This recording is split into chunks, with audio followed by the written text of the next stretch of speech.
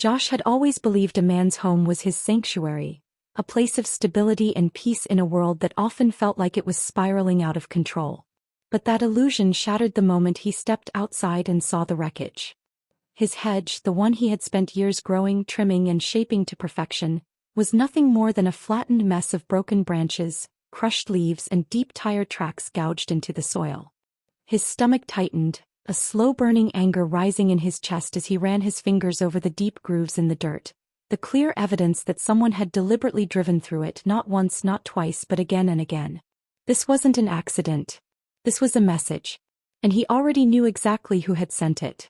For weeks, the HOA president, Margaret Caldwell, had been on a warpath. She was the kind of woman who lived for control, a tyrant with a clipboard who measured her self-worth in how many homeowners she could bend to her will. The hedge had been a sore point between them for years. Margaret had cited it as an unauthorized obstruction in the neighborhood's aesthetic standards, a violation of her precious HOA regulations. Josh had ignored her, just as he had ignored the dozens of fines and letters she had stuffed into his mailbox. He had paid for his home outright, had lived there for over a decade, and refused to let some power-hungry woman dictate how he maintained his own property.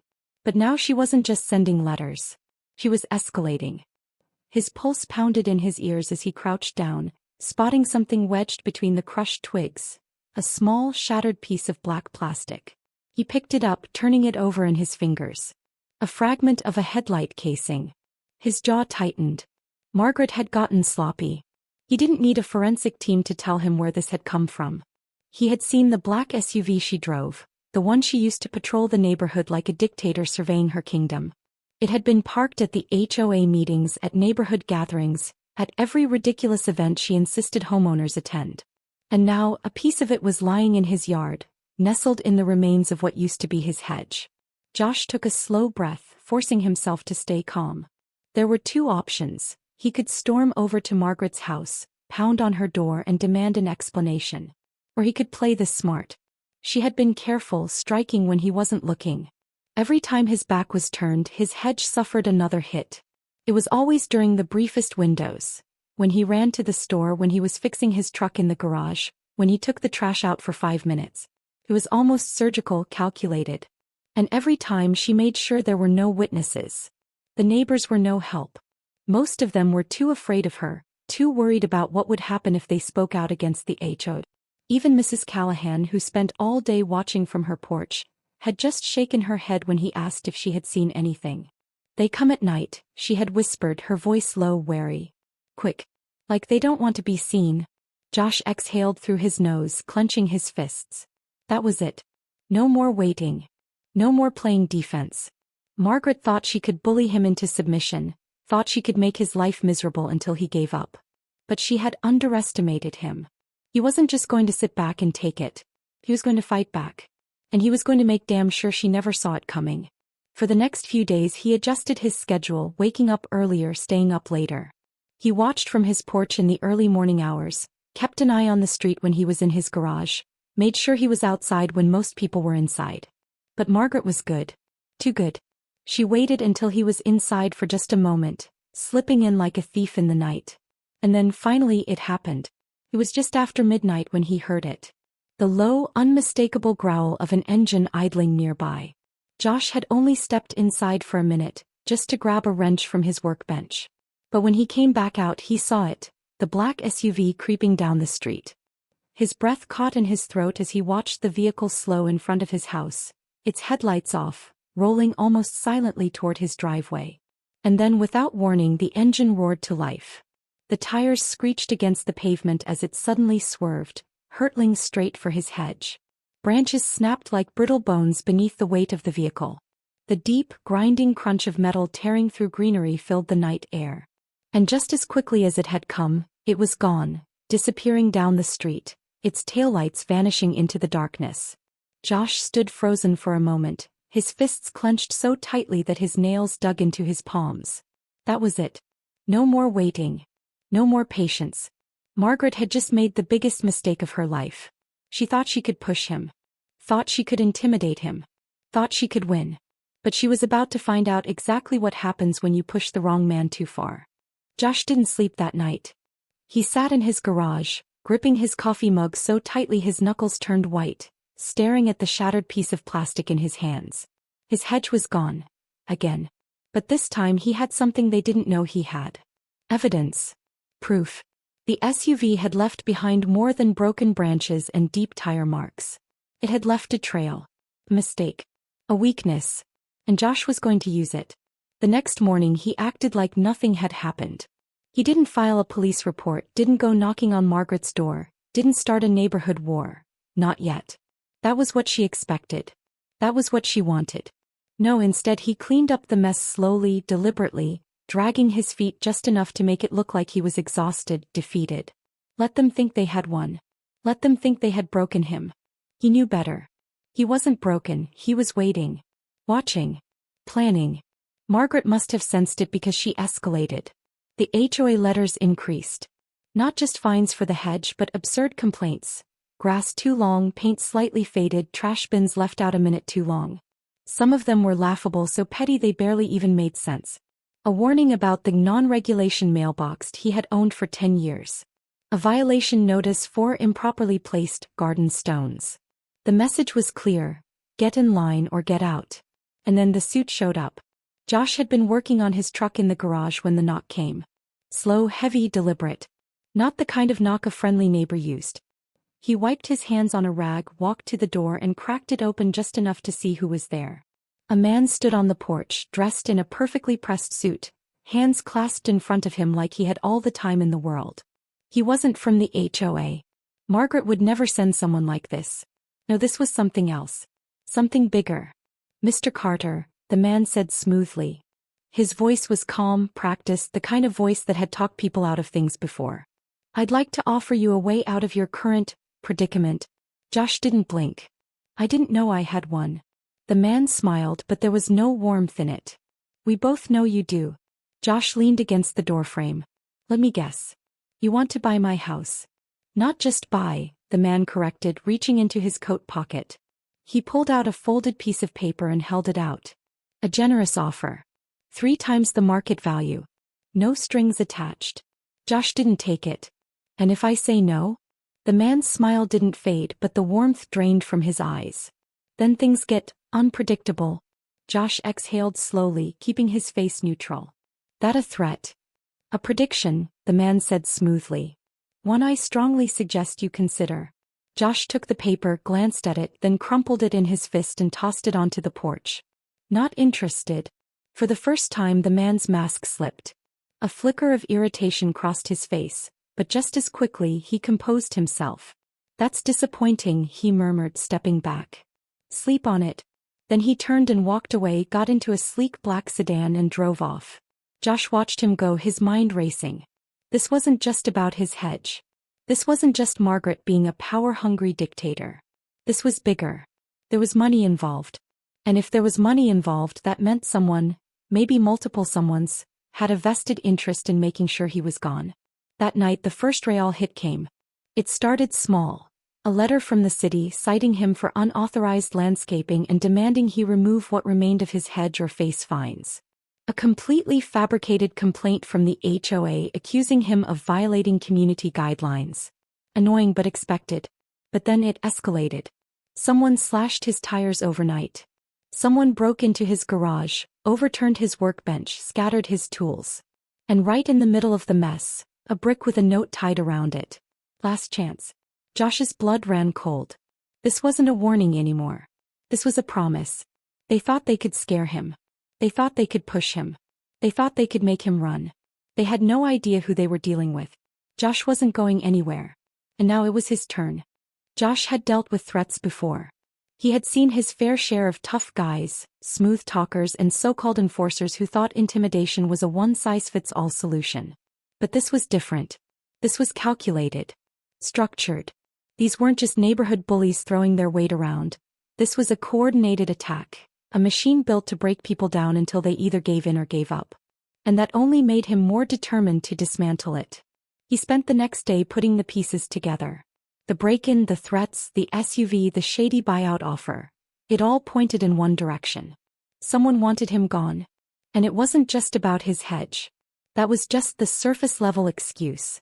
The convenient reason Margaret had been hammering him for months. Oh, this ran deeper. He needed more information and he needed it fast. He made some calls. A buddy of his, Dave, ran a repair shop on the other side of town.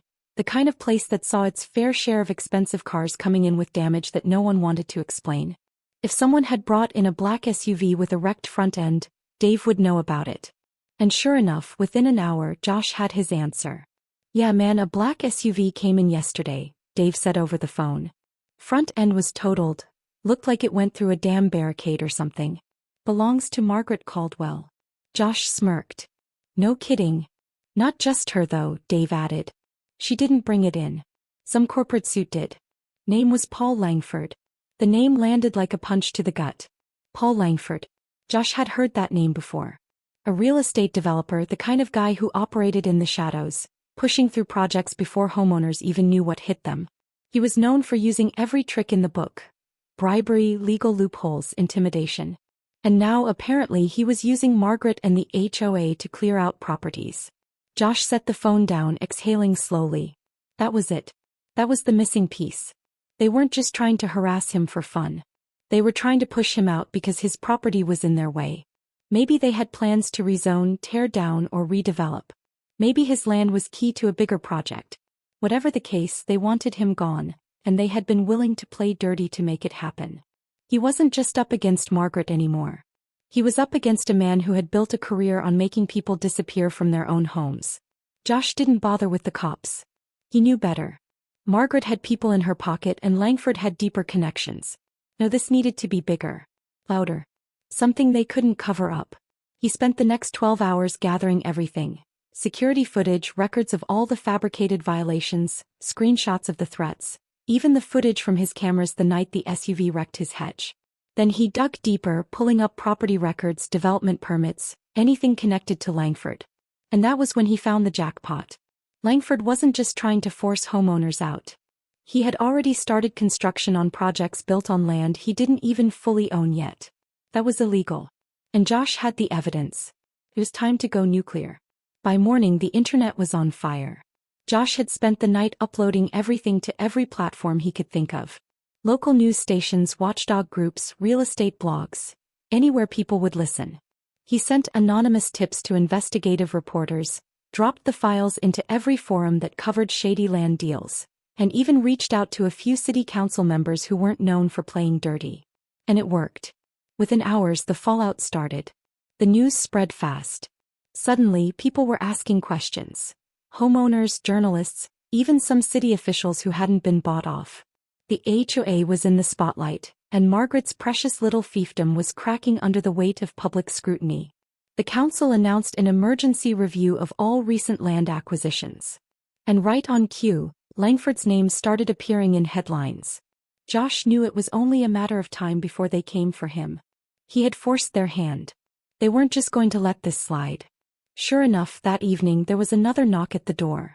This one wasn't slow and deliberate like the last time. It was fast. Angry. Desperate. Josh took his time answering. When he finally opened the door, Margaret was standing there, her face pale, her lips pressed into a tight, thin line. But it wasn't just her. Two men in suits flanked her, their expressions unreadable. And standing behind them, leaning against a sleek black car, was Paul Langford himself. Josh crossed his arms, leaning against the doorframe. Evening, folks. Margaret's eyes flashed. What the hell did you do? Josh smirked. I think the better question is, what the hell were you trying to do? Langford stepped forward, adjusting his cuffs like this was just another business transaction. Mr. Carter, he said smoothly. You've caused quite a bit of trouble for yourself. Josh raised an eyebrow. You mean for you? Langford chuckled, but there was no amusement in it. You've made enemies tonight. That's not a smart position to be in. Josh tilted his head. You threatening me, Langford? Because I gotta tell you, that's a real bad idea. Langford's smile twitched. I don't make threats. I make offers. Josh let the silence hang for a beat before speaking. Well, here's mine, you Margaret, and whatever goons you've got working for you. You're done. This whole thing. It's already out there. People are watching. The city's looking into it. You can't bury it. You can't buy your way out of it. So if I were you, I'd start thinking about damage control because I don't think your investors are gonna love the idea of a scandal blowing up in their faces.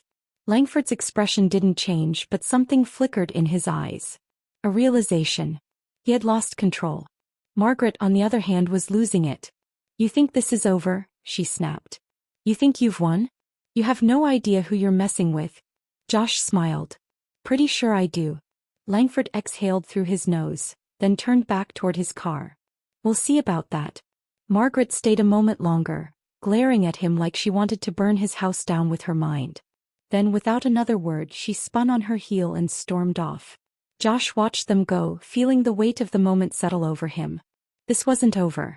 But it was damn close. Josh barely slept that night. He had set something in motion that couldn't be undone, and he knew it.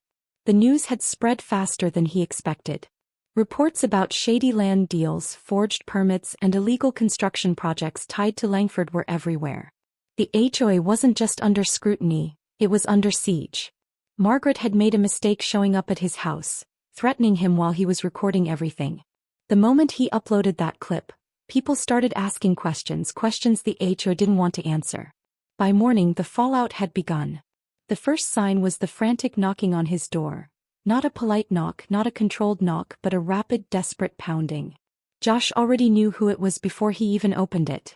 Margaret stood there, her hair disheveled, her eyes wild with panic. She didn't even wait for him to speak before pushing inside, slamming the door behind her. You have to take that video down, she blurted. Josh just stared at her. Good morning to you too, he said flatly. She took a deep breath, trying to calm herself, but she was failing miserably. Josh, listen to me. You don't understand what you've done. Langford, he's not like us. You think this is about HOA fines and property disputes? You've dragged the wrong people into the light. Josh folded his arms. So you're finally admitting it. This was never about my hedge, was it? Margaret looked away, jaw tightening. The hedge was just an excuse. Langford needed the land. We were supposed to make things difficult for you, pressure you until you gave up. Josh felt a cold anger settle in his gut. He had known it, but hearing her say it out loud made it real. He shook his head. And you were okay with that? She laughed bitterly. You think I had a choice? Do you have any idea what happens when you say no to Langford? Josh didn't answer. Margaret ran a hand through her hair, exhaling shakily. Josh, I don't care if you hate me. I don't care if you want me to go down for this. But I'm telling you, if you don't leave this alone, Langford is going to come after you. Josh studied her for a long moment. Then he nodded toward the corner of his living room. A small red light blinked on his security system. He pulled out his phone and scrolled through the footage. Too late, he said, turning the screen toward her. Margaret's face paled. The footage showed a black SUV idling outside his house. No headlights, no movement. Just watching. Waiting. They were there for almost an hour. That's not a warning, Margaret whispered. That's a message. Josh's jaw clenched. He had expected retaliation, but this was different. This wasn't about intimidation anymore. Langford wasn't waiting for the media storm to die down. He was making his next move. Josh had already made his decision. He wasn't backing down. But he wasn't going to wait for Langford to act either. He grabbed his keys. Where are you going? Margaret asked. Josh opened the door. To finish this. She hesitated, then followed. Josh drove straight to City Hall. By now, the news had shaken up enough people that some of Langford's supporters were jumping ship. They wanted distance, and Josh was about to force the rest of them to do the same. He walked in with Margaret trailing behind him, straight to the city clerk's office. The receptionist barely looked up. I need to file a motion for an emergency hearing, Josh said, dropping a thick stack of printed documents onto the counter. The receptionist frowned. On what grounds? Josh tapped the top page. Fraud. Illegal land seizure. HOA corruption. The woman blinked. You have evidence? Josh smiled. Plenty. Within an hour, Langford's whole operation started unraveling. City officials scrambled to distance themselves. HOA board members resigned overnight. Investigators started pulling permits, bank transactions, and project approvals. Langford wasn't just exposed, he was cornered. By the next evening, Josh got the call. Langford had been arrested. Not just for the land fraud. Not just for the fake permits. but for bribing city officials, falsifying documents, and orchestrating harassment against homeowners. Margaret sat across from Josh at his kitchen table, staring at the news on her phone. "I can't believe it," she whispered. Josh leaned back. "Believe it?" She shook her head. I thought he was untouchable." Josh exhaled. "They always think that. Until they get caught." The next day the HOA dissolved. The fines, the fabricated complaints, all of it vanished. Homeowners were free. The fear was gone. Josh stepped outside looking at his yard. The hedge was gone. But for the first time in weeks he didn't feel like he had lost. He would rebuild it. He would plant something new. And this time he wouldn't be the only one watching over it. Margaret walked up beside him. "You really won." Josh smirked. "I never had a choice." She glanced at him, then at the empty space where his hedge used to be. "I guess you're staying." Josh nodded. "Damn right I am." And with that he turned back toward his house, finally free of the war that had been forced on him. Langford was gone. The HOA was gone. And Josh's home was finally his again.